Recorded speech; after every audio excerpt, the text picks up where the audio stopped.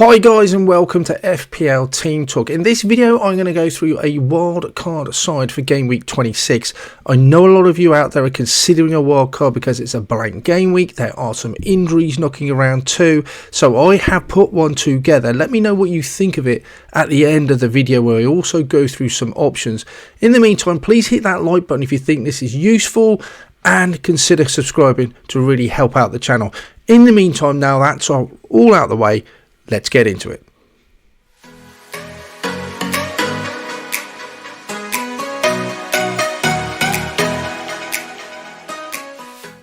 As you are probably aware then, if you are already in a wildcard in game week 26, it is a blank game week. Liverpool versus Luton already happened in game week 25 to move it forward. So there's a double game week 25, as you know, going on at the moment. So a lot of people just do not want to carry those Liverpool players through, but want to maximise the benefits of having them in the double game week. Fully understandable. And you've also got Chelsea versus Tottenham, which won't go on either. So you've got 4 teams blanking because of the EFL Cup final. So it makes it quite difficult to navigate. So wildcarding is perfectly reasonable, especially if you've got a few injuries as well. One of the main things I think you will need to do with game week 26 wildcard is be aware of game week 29 and game week 28 when there's a double. So we know that some Premier League teams are going to be making it through to the quarterfinals of the FA Cup. Which ones we won't know until the end of game week 26 before game week 27. So some of those matches we've got to wait and find out the outcome. Now we know Burnley, Brentford is on. We know Fulham, Spurs and West Ham, Villa. So all those players from those sides will definitely play in 29. It's potentially other teams will be involved as well. If Chelsea get knocked out by Leeds, for instance, then we know that Arsenal, Chelsea will be on. We do know that either Luton and Forest, Man United or Sheffield United, one of those will be on because Forest play Manchester United. You'd have to say if you went with the favourites there, that Man United will go through. So Luton, Forest would go ahead. Now that isn't normally a side, either of those sides that you'd be looking to target, but given that Luton have a double in game week 28, could be useful having a few Luton assets in for that double and then knowing they're going to play in 29 against Forest. But we won't know that just yet. So a lot of this wildcard is just based on the things that we do know and trying to position ourselves for what we could possibly end up with in 29. Because I think the one thing is if I'm wildcarded in 26, I don't want to have to then use a free hit in 29. My wildcard should be set up to avoid doing that and then maximising those doubles later on in 34, which might be hard to navigate with the semi-final, and also 37. So I want to give myself the best possible chance of getting through game week 29 without a free hit, even if you have one. So this wildcard is set up pretty much for that. It could be, though, a few other Premiership sides go out and actually our lives made a lot easier, but we won't know that until the end, or before at least game week 27. So with all that beared in mind, let's take a look at the actual wildcard side. Let's take a look then first at the goalkeeper situation. Neto is my preferred choice in goal. He has quite a difficult game for game week 26, but the fixtures do look a bit better after that, and he has that double in game week 28. So that in mind, I think he's a player I definitely want to get on board because he dovetails with Areola quite nicely. Areola plays Brentford when Neto plays Manchester City. So actually I can just play on Areola then. And then most likely Neto is going to blank in 29 unless Bournemouth lose to Leicester and Brighton lose to Wolves. And in which case he can play him then. But Areola's got a fixture anyway in game week 29.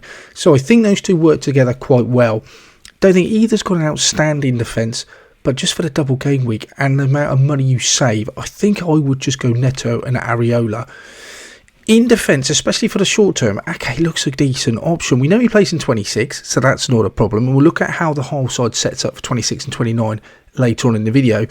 But Ake, bit of a goal threat as well, not too bad, 0.2. With Gvardiol out, feels like he's the number one left back. There's not much competition there for at the moment. So Bournemouth away, decent fixture. I wouldn't mind Man U at home. Liverpool away, obviously is going to be tricky. 29 Brighton, it's more than likely they're not going to be playing that.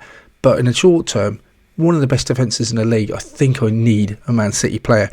The other one I'm going to go for is Pau Torres. Need to keep an eye on whether he plays. You could go Matty Catch instead. I think he's got a little bit more of attacking threat. Moreno with Digne coming back is a bit of a worry, so I'm not sure about that. And I just don't think I can have the luxury of having players that might lose their place. So if Pau Torres, when he's fit and available, I think he's pretty much nailed in that Villa defence. He obviously plays in 26 with a decent fixture. And the benefit of Villa players is they definitely play in 29 as a guaranteed fixture. So it'd just be a set, forget and hold on for me. But with cash, do like cash, do prefer cash. But I think Konza is apparently not that far away from coming back. So I don't think you'd get cash all the way to 29. And that would just add to your issues if he's not playing then to other, wasting transfers, trying to bring someone else in. Torres, I think, just plays, and I would just have that security and knowledge and rather go for him. Another player that's come onto radar, really cheap as well, 4.4, Reguilon, on loan at Brentford. Again, we know they're going to play in 26 and we know they have a fixture in 29, so that's the appeal. He's also got 2 assists in the last 2 games, so he looks pretty good going into that Brentford side. They really talked up about him, and his goal threat looks decent, 0.23. I really like Reguilon. Shockingly as well, Brentford, despite their league position, statistically, at least before the game week 25 was completed, they're the 4th best defence in terms of goals expected against. That surprised me, but I'm not expecting that many clean sheets. But for the price and the fact that I know he's going to play in 29, I think he comes in for me. Destiny or Doggy. Now, I've picked him over Porro simply because he's a little bit cheaper and you might not have the funds. If you have the funds and you get knowledge that he is going to be available for game week 27, because remember they blank in 26, then I think I would go for Porro. Having said that, a Doggy is pretty much as nailed as Porro. I think the fixtures look okay, and again, it's that price as 29 fixture. He will play. Tottenham will play against Fulham. That's a good fixture. I will want Tottenham players for 29. Not expecting many clean sheets from Tottenham. That's the downside. But out of the teams that are playing in 29, there's not many defences where you just say that they're definitely going to get a clean sheet. So slim pickings in terms of defence, but a Doggy gets it for me. Attack in return. Gabriel, pretty nailed in, the best defence in the league, you'd have to say at the moment. He does have an attacking threat, and it's all goal threat as well. He plays in 26 at home to Newcastle, who aren't having the best run of it at the moment. Away, Sheffield United's a great fixture. Brentford, you'd have to say, looks decent. Chelsea, if they lose to Leeds, then they would have that fixture in game week 29. That would change a lot. Would definitely save a lot of people free hitting. At the moment, you'd have to assume Chelsea are favourites, they'll go through. So unless things change, he won't be playing in 29, but I think I just want a defender for the best defence in the league. Saliba's the other choice, but Gabriel, just cheaper, nailed. Yeah, I want Gabriel. Saka's just been unbelievable over the last few weeks. There was a period where he was getting frustrating managers, kind of got it, but wow, he's been brilliant. So it doesn't include the 2 goals he got today at the time of recording, but what's he got now? 6 returns in 5 games, something like that. Again, the same situation with Gabriel, good fixtures beforehand, doesn't play in 29, so we've got some issues later on to deal with Saka, but I don't want to lose points in the short term, but not having him. The other one as well, with Tottenham having that fixture in game week 29 against Fulham, I want some. 9.6, he's not the cheapest, but for easy to forget how good and how important he was to Tottenham before he went away to the Asian Cup. Palace at home, Villa away, Fulham away, and again that 29 fixture, he comes in for me. On pens, you'd have to say as well, great underlying stats, it's a no-brainer. The other one as well, playing up front, Richarlison comes in for me as well. You could, if you wanted to, go for Maddison instead. I think Richarlison is cheaper, and I just think he's got more of a goal threat than Maddison. If you want to go from Son to Maddison and upgrade someone else, that's fine as well. But for me, he's absolutely nailed up front with Richarlison. He's number 1 choice, and he plays. Phil Foden, Man City, playing 26. He's been pretty much nailed so far. This goodness knows how many games he's played on the trot. Should have probably looked that up, but he's pretty much nailed in that midfield for Man City at the moment, especially when they got Grealish out, Bernardo Silva also out at the moment. So he looks good value for it. Again, unlikely to play in 29, you'd have to say, but he's not a player I want to go out without in the short term. Despite he's playing Man United and Liverpool, I still think he's going to get returns. This is a player that we could look at a different option for in a minute, Garnacho. He is really cheap. I've actually got him in my side at the moment. And it's just great fixtures. Man United are scoring goals. They have that difficult fixture away at Man City, but I'm happy to bench him in 27 for that. Fulham at home, Everton at home, Sheffield United at home. Wow, look great. That Sheffield United fixture, if they lose away at Forest, and you could conceivably see that happening, that would be a really good fixture to have. The problem is, as we'll talk later on in the video, he's up against another player that probably is double gaming in 28 and is more likely to play in 29 as well. But Garnacho for me, good value, good player, good underlying stats, like it. Solanke, I think, has to stay in the side. If you haven't got him, he needs to come in. Doesn't necessarily have to come in yet, but I think if you want to save yourself a transfer down the line, so be it. Man City at home, not a great fixture, but then Burnley away, decent. Sheffield United and Luton, great double. I mean, I'm going to be at least captaining him. My plan is to triple captain him during game week 28. Unlikely to have a fixture in 29 is the only problem, but maybe you could look to ship him out after that. It is possible if they lose to Leicester, Wolves lose at Brighton, then they will have that fixture, but it does seem unlikely. And then up front as well, you finish with an obvious combination. Ollie Watkins just doing really well at the moment, again, not including his 2 goals today. Forest at home, Luton, Tottenham, and he plays in 29. 90-minute man, in form, got to play.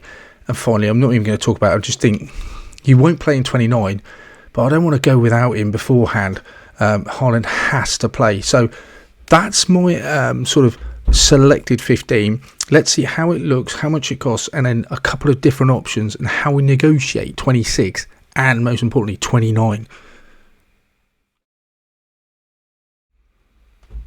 This is the side then as it sets up for game week 26. As you can see, we've got our bench forward players that are not going to be taking part, but they are important because they will get us through game week 29. Son, Udogie and Richarlison. The rest of the team should play. There is risks. I mean, you're not guaranteed that Ake is going to get the minutes. I would say pretty much everyone else I would be fairly confident was, but we'd need to keep an eye on Pau Torres, whether he plays in game week 25, and also the status of Udogie before you bring him in. Any updates would be really useful to get on him. He's likely to be in before Polo, so you might just want to take that bit of reassurance from him. But 26 you can negotiate. 29 is more difficult, so we don't know who's going to get through to the FA Cup quarterfinals yet. We'll do by the end of game week 26 before 27 kicks off, but at the moment you've got at least 7 players that will play in that, barring any injuries like that. It could be that there's just an upset and you get the likes of Gabriel Saka suddenly playing because Chelsea have lost. That would help. If Man City went out, that would be a huge surprise, but you'd bring 2 players straight in, or 3 players straight into your side then. So lots of things could happen. What you've also got to bear in mind is that game week 28 double, Ross Barkley is tempted. Now, I would love to start him in game week 26 and have him on my wildcard from the start, but the fact he doesn't play makes it awkward. So I could lose if you wanted to a Son, but then I would want him back later on and keep Ross Barkley. The other choices as well is someone like Jared Bowen. You could drop someone like Saka that's not playing in 29 for Jared Bowen that is. But again, I'm just losing those fixtures. I just don't think Jared Bowen's going to outscore Saka over the next 3 or 4 games, even with an extra fixture. But if you did that, if you brought in Bowen and Ross Barkley for, let's say, Garnacho and Saka, suddenly things are looking a little bit better, and you've got transfers later on to be able to move some players around, maybe move a Foden out and adjust to whoever's through to the next round of the FA Cup. So you have got choices there.